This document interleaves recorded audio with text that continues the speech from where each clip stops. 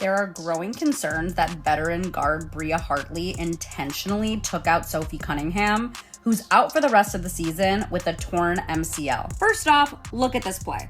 Bria Hartley clips Sophie, sends her down, and then she smiles.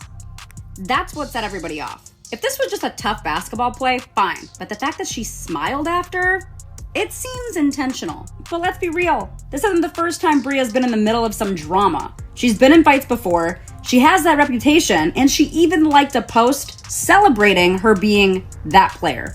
And now there are fans that are calling for her to get kicked out of the league. That's how serious people are taking this. Now I want to hear from you guys. Was this intentional or just a rough basketball play? The WNBA has once again startled fans, and not in a good way. After Caitlin Clark and Sophie Cunningham's bombshell discovery, Lexie Hull is in serious risk of becoming the next victim. The Tres Leches group is breaking up one by one. Is this more than just bad luck, in your opinion? Murphy's Law is once again in full effect for the Indiana Fever as Sophie Cunningham is ruled out for the rest of the season. So, what does this mean? They signed a new guard. Sophie Cunningham, who is anticipated to provide a spark for the Indiana Fever this season, is now out for the season after tearing her MCL. Despite the fact that what she stated is already very depressing, fans are taking notice. For Sophie is hinting that her teammate Lexie Hull may be the next athlete to fall victim to what is now known as the WNBA assault era. Now, let's return. Caitlin Clark, the league's purported golden goose, has already been the target of several questionable violent hits. Some fans think those were just poor basketball plays, but others think they had more to them. Sophie Cunningham from Heart and Hustle will be the next player. The picture occurs after her and Bria Hartley collide in what looks to be a typical basketball play. Hartley is genuinely smiling while Sophie is on the ground, clutching her knee. The crowd immediately exclaimed, "That was intentional, and you can't blame them." It didn't help that Sophie had now shown it was an MCL tear that needed surgery. That was the end of her season. There are growing concerns that veteran guard Bria Hartley intentionally took out Sophie Cunningham, who's out for the rest of the season with a torn MCL. First off, look at this play. Bria Hartley clips Sophie, sends her down, and then she smiles. That's what set everybody off. If this was just a tough basketball play, fine, but the fact that she smiled after, it seems intentional. But let's be real, this isn't the first time Bria's been in the middle of some drama. She's been in fights before, she has that reputation, and she even liked a post celebrating her being that player. And now there are fans that are calling for her to get kicked out of the league. That's how serious people are taking this. Now I want to hear from you guys. Was this intentional or just a rough basketball play? The messiness begins at this point. Sophie tried to play peacemaker on her podcast by saying that Bria is a friend and that she doesn't think she did it intentionally. No, I don't, because I know Bria and I'm actually really good friends with Bria, and I had been waiting to get on the pod and so we could talk about this because I did want to tweet it out, but I don't think that there was no ill intent. I think it was a basketball play. I was just in the wrong spot at the wrong time. She fell. Like, there's no way that she would go in there and potentially try to hurt me. And so I had nothing but love for Bria.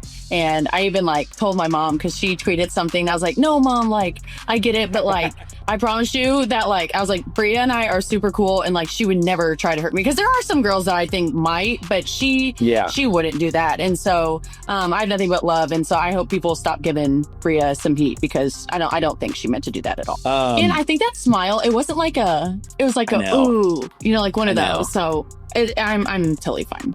It's whatever. But let's be honest, athletes always downplay stuff like this to avoid penalties or league issues. Supporters don't think so. Social media is refusing to let go of that picture of Bria smiling following Sophie's passing because it is ingrained in people's memory. Let's go on to Sophie's comments about Lexie Hull. She was essentially warning that Lexie may become the next casualty of this dangerous trend. If you're keeping track, it means Caitlin, then Sophie, and now maybe Lexie. They are all members of the same circled. It appears like every member of the Indiana Fever is under attack. As a result, fans have started calling them the Tres Leches group. Caitlin, Sophie, and maybe Lexie were first. Could this be a coincidence? They are less certain now. Think about the psychology involved as well. For the Fever, Caitlin Clark is already out. Now Sophie is gone, IT will be more than just an injury if Lexie Hull is also harmed. IT seems like a deliberate effort to ruin the Fever's future. The WNBA will, of course, act as if nothing is wrong. They will call it the physicality of the game. But at what point does physicality become deliberate destruction? Good news, but the Indiana Fever have announced that Sophie Cunningham will be out for the rest of the season. Just to give a little recap about what happened, basically the Indiana Fever were playing the Connecticut Sun and Bria Hartley. Not shocking that it was Bria Hartley. Bria Hartley is involved in many messes in the WNBA, including recently getting ejected from the Chicago Sky game for getting into it with Ariel Atkins after pushing Becca Allen to the ground. She got into it with Rickea Jackson from the Sparks. She yanked Angel Reese's hair, and I know that there's another one that I'm missing. With good cause, fans are incensed. This is more than one accident. The same small group of athletes are involved in a number of dubious incidents, and Sophie Cunningham merely fanned the flames by suggesting that Lexie Hull had better watch out for her back. Sophie's reaction to the hit should also not be disregarded. BY defending Bria Hartley as a friend, she tried to soften the impact, but in essence, she admitted that viewers weren't wrong to think something suspicious might be happening time. Sorry, Sophie, but fans remember smiles like that. The pattern we're seeing and the video aren't lying. The worst thing is this. Despite Sophie's diplomatic efforts, fans know how this league operates. Inexperienced individuals have frequently shoved, tripped, hacked, and treated Caitlin Clark like a punching bag. But just to remind you, she is no longer a rookie. She is still treated worse than NBA rookies, who at least get some respect, even in her second season as a professional. So the Indiana Fever did report tonight that Sophie Cunningham will be out for the remainder of the season with a knee injury. Now, initially, the Indiana Fever didn't even report what the knee injury was. They just said that it would be season ending. However, Alex Filippo, she reported that Sophie Cunningham did tear her MCL and that she would be out for the rest of the season. There are rumors that Lexie Hull will be the next player added to the injury list since Sophie has a torn MCL. That's not paranoid. It's a pattern. This injury is such a huge blow for the Indiana Fever. Now they have Sophie out, Sid Colson out, Ari McDonald out, Caitlin Clark out. And I speculated this in my last video. I was like, I wonder if Sophie is actually out for the rest of the season, if this hurts our chances of seeing Caitlin Clark back on the floor this season for the Indiana Fever. And this is the last thing that I'll say about that podcast interview. Sophie did mention, she talked about Caitlin Clark briefly and her recovery, and she basically just said, like, it is a day-to-day thing. Caitlin doesn't even know when she will be back. So she didn't really give any more information than that, but I think a lot of fans are speculating, will Caitlin Clark be back? Because Sophie is now out for the season, will the Indiana Fever risk it by bringing Caitlin Clark back? If Sophie is out, do the Fever even have a chance in the playoffs? Why would you bring Caitlin Clark back? Should you bring Caitlin Clark back? Will she be practicing this week? They have a tough stretch of games. Are they going to bring her back against a team like the Minnesota Lynx? We just don't know. And I, like I've said in the past few videos, I don't think Caitlin Clark is coming back. When was the last time you saw such a strange scenario in a men's basketball game? It is taken very seriously by the NBA if a star gets hit too hard once.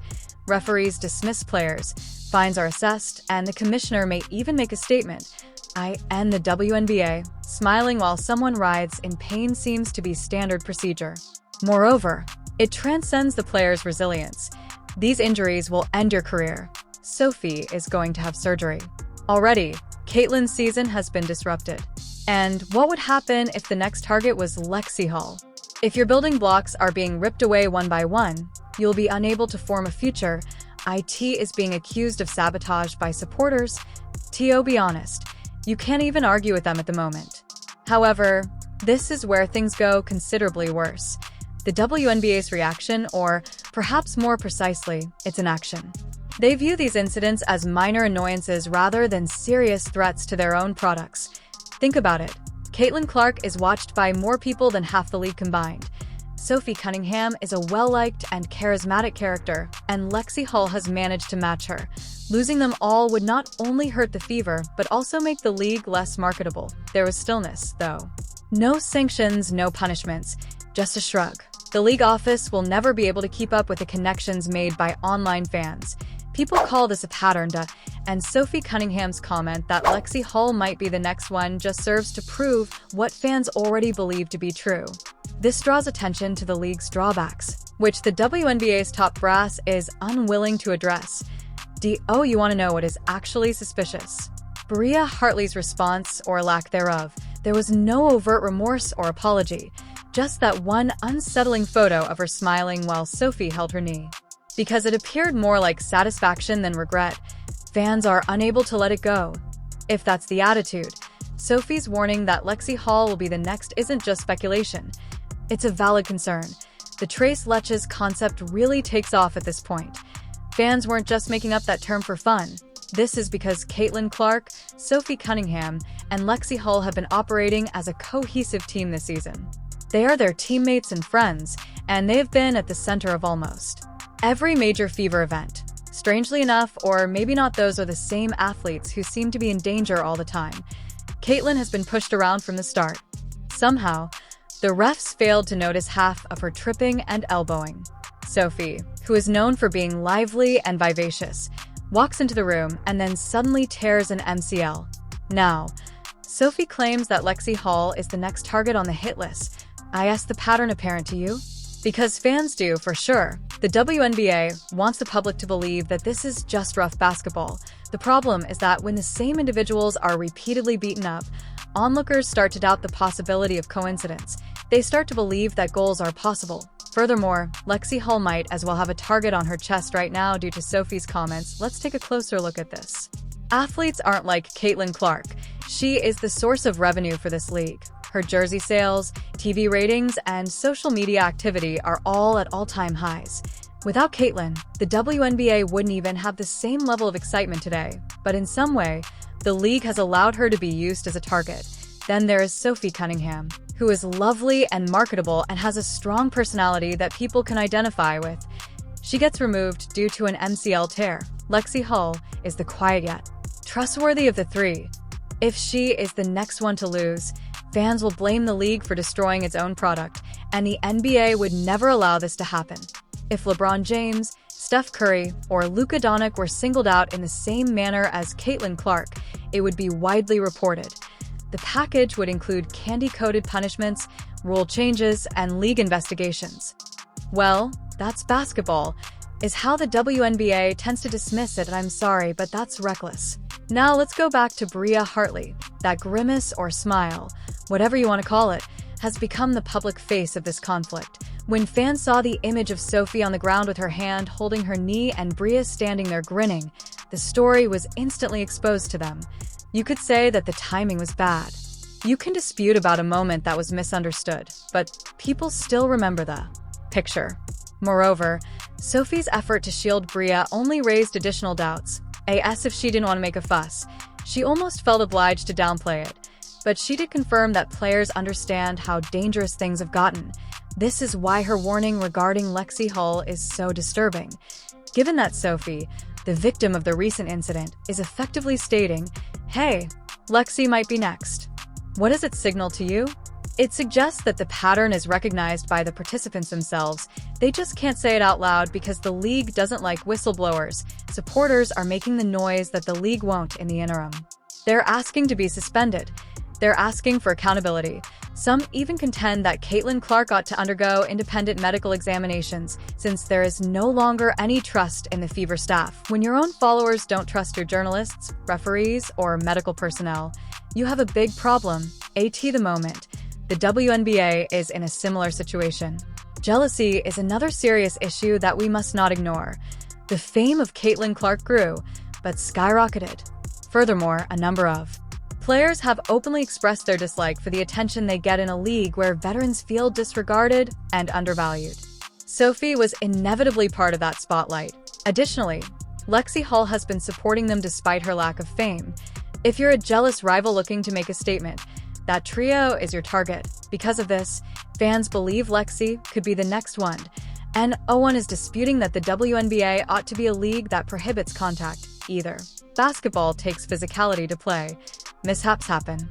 Natural contact and what seem to be targeted takedowns are not the same thing, though. Caitlin gets shoved. When she is far from the ball, Sophie's opponent smirks as her knee twists. basketball isn't that. It's not basketball either. Additionally, if Lexie Hull is the next to fall to the ground, supporters will no longer accept bad luck as an excuse. The league loves to preach about toughness. They love the idea of making the women's game seem tough and competitive, but being harsh does not mean being irresponsible.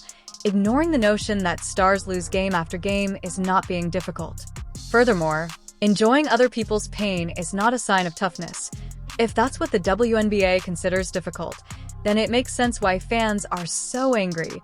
IT gets even more dubious at this point. Pay attention to how the Indiana media is handling this or not handling it. He's being publicly criticized by fans and reporters like Scott Agnes for utilizing the Fever front office as a front and acting as if the date of Caitlyn's injury was very clear, even if the video shows that it wasn't. It was ill-timed to pretend that Sophie was hurt when viewers saw what happened firsthand. As a result, fans are losing faith. When the media joins the propaganda machine instead of holding teams accountable, you not only lose your audience but also your credibility. And that is where the real danger is. Not only to the Fever or Lexie Hull, but to the WNBA in general. The supporters of this league keep it going, and fans aren't stupid. They are aware of the patterns, they notice the bias, they see the lack of transparency. And when Sophie Cunningham basically says that Lexie Hull might be the next, it validates their concerns that the Tres Leches trio's relationship goes beyond friendship or companionship. They have bonded as a result of being targeted in a league that will not defend them.